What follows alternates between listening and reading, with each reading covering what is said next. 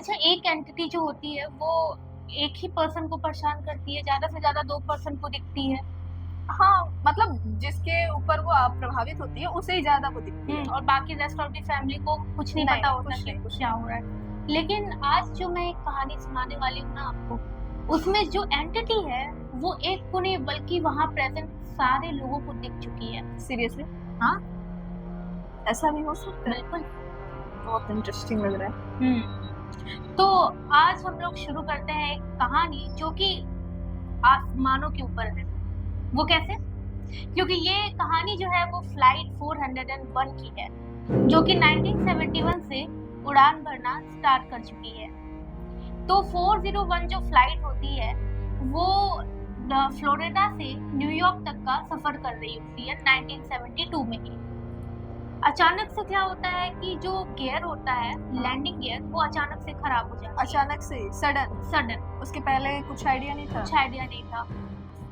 Cockpit जो होता है जहाँ पे पायलट्स रहते हैं, उसमें 2 पायलट्स थे। एक का नाम रॉबर्ट था और एक का नाम एल्बर्ट था। दोनों फ्लाइट्स को उड़ा रहे थे। उन्हें समझ नहीं आ रहा था कि लैंडिंग गियर खराब हो चुकी है, तो वो हम भी लैंड सडन। कैसे करेंगे हाँ। सडन। और बहुत कोशिश करने के बाद भी जो है वो गियर अब निकल नहीं रही थी, और अगर गियर निकालना था तो वो अगर कोशिश करते तो फ्लाइट में आग लग सकती थी।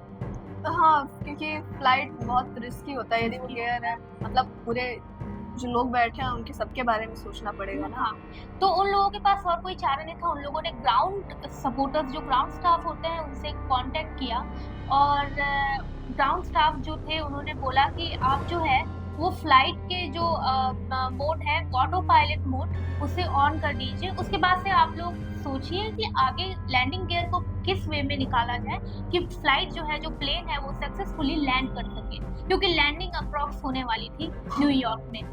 तो अब ये लोगों ने ऑटो पायलट मोड तो ऑन कर दिया। तो ये लोग बात कर ही रहे थे, अपना कन्वर्सेशन स्टार्ट हो ही गया था इन लोगों का कि किस तरीके से मैनेज करना है। एक पायलट का जो हाथ है, वो अचानक से ऑटो पायलट मोड के लीवर पे आ गया, और वो लीवर ऑटो पायलट मोड से हट चुका था सडन। और इन लोगों को कुछ नहीं पता है। जब फ्लाइट धीरे-धीरे अपने आप नीचे जाने लगी, तब इन्हें पता चला कि अच्छा ये चीज़ हो गई है। उस फ्लाइट में 10 फ्लाइट अटेंडेंट थी, 160 लोग थे। 160 लोग थे, और ये दोनों पायलट थे। तो अब फ्लाइट को वो लोग नहीं बचा सके, और वो फ्लाइट क्रैश कर दी। मतलब सारे लोग थे, सब मर गए? नहीं, सारे लोग नहीं मरे। 10 फ्लाइट अटेंडेंट्स में से 2 लोग जिंदा बच गए, और 160 लोगों में से 72 जो लोग थे वो बच गए थे। इतनी भारी संख्या में? भारी संख्या में थे। ये एविएशन हिस्ट्री का सबसे ज़्यादा खौफनाक और सबसे ज़्यादा दर्दनाक हादसा आज भी माना जाता है। अब उसके बाद से क्या हुआ कि वो जो प्लेन है वो पूरी तरीके से डैमेज तो हो गया था, लेकिन उसके कुछ पार्ट्स जो थे, और 401 पायलट का क्या हुआ था? दोनों पायलट दोनों मर गए। दोनों मर गए? वो अब जो फ्लाइट 401 के जो पार्टिकल्स थे, जो रिमेनिंग जो मशीन्स थी या जो भी थे, पार्ट्स थे, वो अच्छे से फंक्शन कर रहे थे। उन सारे पार्ट्स को निकाल कर अलग-अलग फ्लाइट्स में लगाया गया था। वो उस फ्लाइट्स के सारे पार्ट्स को लेकर? हाँ। और सबसे ज़्यादा जो पार्ट हैं, जो सबसे ज़्यादा पार्ट्स जिस फ्लाइट में यूज़ किए गए थे, जिस प्लेन में यूज़ किए गए थे, वो 318 था। 318 प्लेन्स में सबसे ज़्यादा? हाँ, मतलब 318 प्लेन का नंबर था। 318 जो है प्लेन के अंदर सबसे ज़्यादा जो है 401 का जो पार्टिकल था, जो पार्ट्स थे, वो प्लेन के लगाए गए थे इस प्लेन में। तो अब जब ये रूमर्स फैलने लगा, ये खबर आने लगी हर जगह से कि 401 के जितने भी पार्ट्स अलग-अलग प्लेन में लगाए गए हैं, उस प्लेन में लोगों को अजीब तरीके की दिक्कत आ रही है। ऐसा जैसे मतलब कैसी अजीब तरह की दिक्कत आने लगी? जैसे कि कोई प्लेन में बैठा हुआ है, अचानक से उसे ऐसा फ़ील आ रहा है कि मेरे बगल में, मतलब जो लोग बैठे हैं, उन्हें ऐसा एहसास हो रहा है कि उनके साइड में कोई तो बैठा हुआ है, लेकिन कोई है नहीं। ऐसा मतलब लग रहा है कि मेरे साथ या मेरे बगल में कोई है, लेकिन कोई रहता नहीं है, लेकिन महसूस हो रहा है। ऐसा माना जाने लगा। और सबसे ज़्यादा तो पार्ट्स जो है वो 318 में यूज़ हुए थे। अब 318 में क्या होता है कि अचानक से एक टाइम आता है कि एक एयर होस्टेस आती है, लोगों के ऑर्डर्स ले रही होती है, और तभी उसे ऐसा लगता है कि एक फ्लाइट का एक कोना रहता है जहाँ पे कोई नहीं बैठा रहता है, वो सीट खाली रहती है, लेकिन तभी भी उस फ्लाइट जो एयर होस्टेस रहती है उससे ऐसा लगता है कि कोई तो है जो मुझे ऑर्डर दे रहा है पीछे से। अच्छा, मतलब उसे ऐसा लग रहा है कि कोई उसे पूरा ऑर्डर दे हाँ, रहा है कोई कि तो मतलब ऑर्डर दे कि रहा है। मेरे लिए ये ला दो बुला दो, बट वो उसे दिख नहीं रहा है। वो नहीं, वो देखती नहीं है। जब वो जैसे ऐसा होता है कि सीट जो खाली रहती है वो वहां से गुजर रही होती है, जाते समय उसे कोई नहीं दिखता है, कोई हो, लेकिन जब उसे पीछे से आवाज आती है कि कोई तो उसे देख रहा है, कोई तो ऑर्डर दे रहा है, तो वो पीछे पलटती है। और पीछे पलटती है तो वो देखती है कि इसी प्लेन का जो पायलट है वो यहाँ पे बैठा हुआ है। उसे बड़ा स्ट्रेंज लगता है। मतलब उस प्लेन का पायलट जो मतलब 380 जो प्लेन हाँ, थी 318 उसका पायलट। उसका पायलट, उसे लगता है कि वो 318 का ही पायलट है, हाँ। जो कि कैब बैठा हुआ है। उसे लगता है कि इसे तो कॉकपिट में होना चाहिए। हाँ, मतलब ये प्लेन में होना चाहिए, प्लेन यहाँ पे क्यों बैठा है? हाँ, यहाँ पे क्यों बैठा है? तो वो जाती है वो चेक करने के लिए। अपने कैबिन में ही दोनों कैप्टन्स रहते हैं, लेकिन जब वो देखती है कि कैप्टन दोनों अपने कैबिन में है और वो जो रहता है वो भी पायलट के वेश में रहता है, वापस आती है, वो देखती है कि यहाँ तो कोई है ही नहीं, मतलब जो था वो है नहीं अब। वो है नहीं। तो उसे बड़ा स्ट्रेंज लगता है। वो क्या करती है कि जो सीट रहता है उसके पीछे वाली सीट पे एक आदमी बैठा रहता है, उससे पूछती है कि यहाँ पे एक पायलट बैठा था, वो मुझे ऑर्डर्स दे रहा था, वो पायलट कहाँ गया?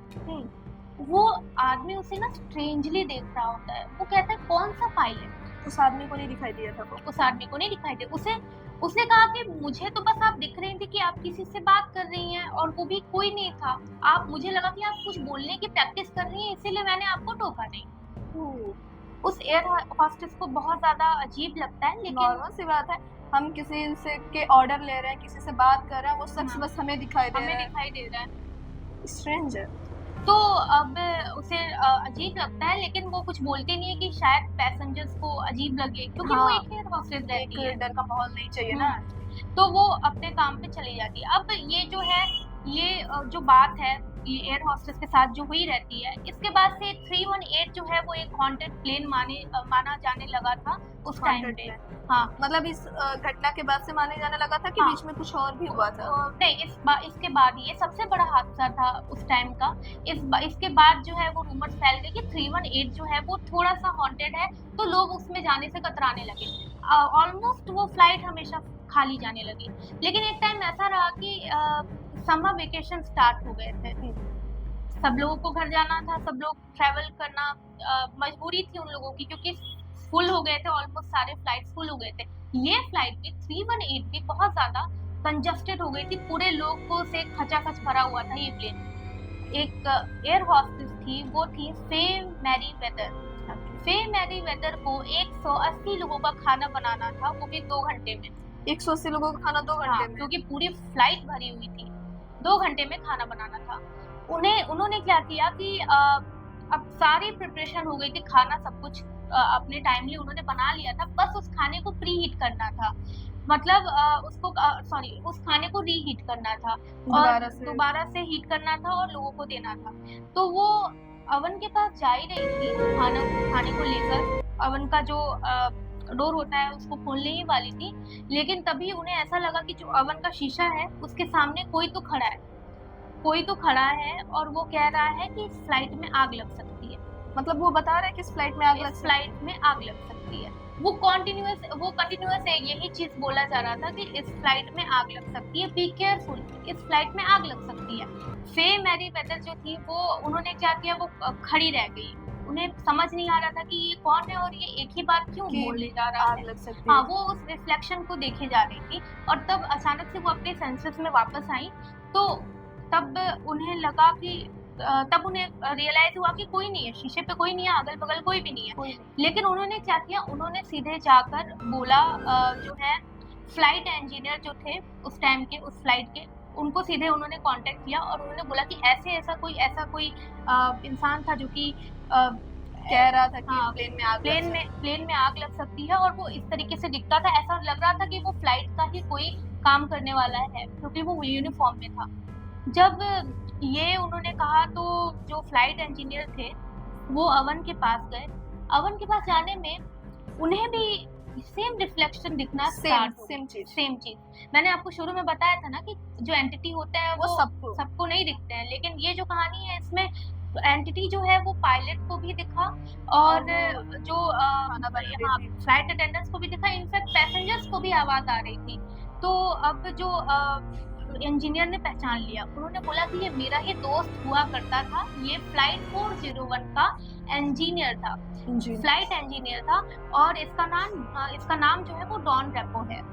ये फ्लाइट इंजीनियर था उस फ्लाइट का, और क्रैश के वक्त ये मारा गया। तो अब क्या हुआ कि फ्लाइट को कैसे भी करके लैंड करवाया गया। सबसे पहले लैंड सेफली करवाया गया, उसके बाद से फ्लाइट का जो जहाँ पे आग लगने का वो रिस्क था, जिस पार्ट पे, उस पार्ट को निकाला गया और उसे रिपेयरिंग के लिए भेज दिया गया। जब रिपेयरिंग के लिए उसे भेजा गया तो जो मैकेनिक थे उन्होंने कहा कि फ्लाइट इस हिस्से में तो कोई प्रॉब्लम ही नहीं है आग लगने वाली। हाँ। तो उन्होंने, लेकिन डॉन रेपो ने तो कहा था कि आग लग सकती है। तो उसने क्या किया कि जो मैकेनिक थे उन्होंने पार्ट को वापस जो है थोड़ा बहुत करेक्शन करके वापस भेज दिया, और फ्लाइट वापस से जो है टेक ऑफ के लिए रेडी थी। और फ्लाइट अचानक से मतलब रिपेयरिंग के बाद फ्लाइट वापस से उड़ान उसने भरना स्टार्ट किया, और पहली उड़ान में ही पहले ही टेक ऑफ में उस फ्लाइट में प्रॉब्लम आ गई, और जो पायलट थे उन्हें रियलाइज हुआ कि फ्लाइट में सच में आग लग सकती है, इस बार सच में आग लग सकती है। और उन लोगों ने, तब उन्हें याद आया डॉन रेपो की बात कि ये जो कह रहे थे, हाँ ये कह रहे थे कि आग लग सकती है। उन्होंने ये तो बताया नहीं था कि कब आग लग सकती है, बट बताया था कि आग लग सकती है। उन्होंने करेक्शन कर लिया, जो भी प्रॉब्लम्स थी माइनर उन्होंने करेक्ट कर लिया, और फ्लाइट जो है वो सक्सेसफुली लैंड हो गई, आग वाग नहीं लगी, सारे पैसेंजर मतलब उसकी वजह से, उस एंटिटी की वजह से पूरे लोग सेफ हो गए। हाँ, अब ये था कि ये जो एंटिटी क्योंकि एक माइनर मिस्टेक की वजह से एल्बर्ट और रॉबर्ट ने अपने साथ साथ पूरे पैसेंजर्स की जान को खतरे में डाला था, और कई लोग मर भी गए थे। ये वो नहीं चाहते थे कि दोबारा से हो ऐसा कुछ हो, तो वो हर फ्लाइट में जहाँ जहाँ फ्लाइट के पार्ट्स लगे हुए थे तो उस फ्लाइट को प्रोटेक्ट करने का काम करते थे। लेकिन कुछ टाइम बाद ये गवर्नमेंट के थ्रू एक फैसला लिया गया कि मे बी डॉन रेपो या एल्बर्ट या उस फ्लाइट के 401 के फ्लाइट के जितने भी क्रू मेंबर्स हैं या जो भी पायलट्स हैं, अभी तो वो प्रोटेक्ट कर रहे हैं, लेकिन मे बी हम फ्यूचर वो हॉन्ट कर सकते हैं लोगों को। तो इमीडिएट ये गवर्नमेंट के थ्रू एक मैसेज आया कि जितने भी पार्ट्स जो हैं अलग अलग फ्लाइट में लगे गए हैं 401 के, उस पार्ट्स को रिमूव कर दिया जाए, हटा दिया जाए, ताकि उनकी आत्मा का जो वास है वो हट जाए। 318 में क्योंकि बहुत ज्यादा पार्ट्स लगे गए थे, तो उसको निकालना थोड़ा सा रिस्की था। हाँ, तो वो उसमें क्या किया गया कि 318 का एक क्रू मेंबर था, वो बहुत ज्यादा रिलीजियस था, उससे बोला गया कि इस पूरे फ्लाइट का एक्सॉर्सिज्म करें। और एक्सॉर्सिज्म वो पार्ट होता है कि पूरे एरिया को शुद्धिकरण करना कहते हैं ना, शुद्धिकरण। हाँ, तो वो पूरे फ्लाइट को उसने होली वाटर से स्प्रेड किया पूरे सीट को। जब जैसे ही उसने ये रिचुअल किया, उसके बाद से आज तक उस फ्लाइट में कभी किसी ने डॉन रेपो या कोई भी स्ट्रेंज चीज कभी नहीं देखी, और ये चीज वहीं पे हो गया। लेकिन आज भी ऐसा सम आर्टिकल्स में, कई आर्टिकल्स में निकला हुआ है कि जब भी आप ट्रेवल करते हैं फ्लाइट में और आपको ऐसा लगता है, अचानक से डर लगने लगता है या आपके गूस बम्स या रोंगटे खड़े हो जाते हैं, तो ऐसा माना जाता है कि कहीं ना कहीं वो एक छोटा सा पार्ट जो है 401 का आपकी उस फ्लाइट में हो, या जिस फ्लाइट में आप बैठे हो उस फ्लाइट में लगा हो, तभी आपको ऐसी सेंसेशन आ रही हो। क्योंकि डॉन रेपो और जो भी उस 401 के क्रू मेंबर्स थे, वो आपको एहसास दिलाना चाहते हैं कि हम आपके आसपास हैं, और हमने जो फील किया है वो आप भी फील करें। ऐसा माना जाता है कि मतलब जो दर्द से हम गुजरे हैं, जो तकलीफ हमसे है, जो डर हमसे है, वो आप भी फील करो। तो मतलब समहाउ अगर कोई भी, ऐसा माना जाता है, ऐसा लोगों का कहना है, मतलब एक धारणा है कि अगर आपको फ्लाइट में बहुत ज्यादा डर लगता हो या अचानक से डर का एहसास होता हो, तो ऐसा लगता है ऐसा कोई आपके बगल में आके उस फ्लाइट से आके कोई बैठ गया हो, वो आपको एहसास करा रहा है, कोई आ गया है फ्लाइट का। कहानी तो बहुत ही इंटरेस्टिंग लगी। अब मुझे भी बहुत अच्छा लगा, सुनते सुनते मेरे खुद के रोंगटे खड़े हो जा रहे थे कि क्या है चीज़। फिर भी बहुत बहुत धन्यवाद कृति ऐसी इंटरेस्टिंग कहानी सुनाने के लिए। और आपके पास भी ऐसी इंटरेस्टिंग कहानी जो आप हमें बताना चाहते हैं, हमसे साझा करना चाहते हैं, तो कमेंट बॉक्स में मैसेज जरूर करें। और देखते रहें जन दर्पण। मैं हूं निधि और हमारे साथी कृति।